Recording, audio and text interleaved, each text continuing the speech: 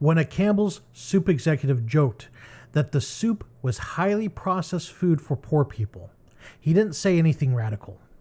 He said the quiet part out loud. What happens when those at the top openly reveal they see people like you as expendable? When profit outweighs responsibility, it's not just business.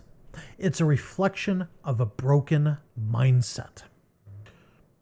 Organizations, from corporations to governments, often claim fairness and accountability.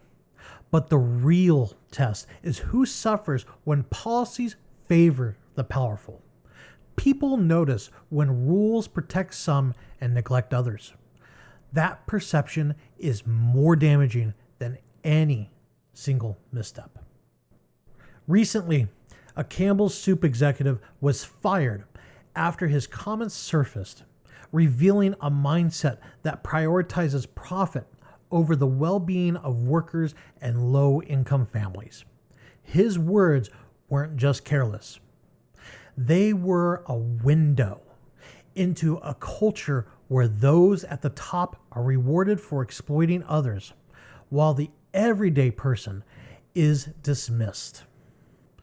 This failure isn't about one individual. It's systemic. Leadership, culture, and incentives aligned to reward those who extract value at the expense of others. Policies may exist, but enforcement is selective. Those who follow the rules faithfully are often left behind, while the system shields the powerful from accountability. When the rules are applied unevenly, trust erodes. Recognizing these patterns help us see the deeper failures in institutions, corporations, and leadership. Understanding this is not just awareness. It's the first step in preparing for change.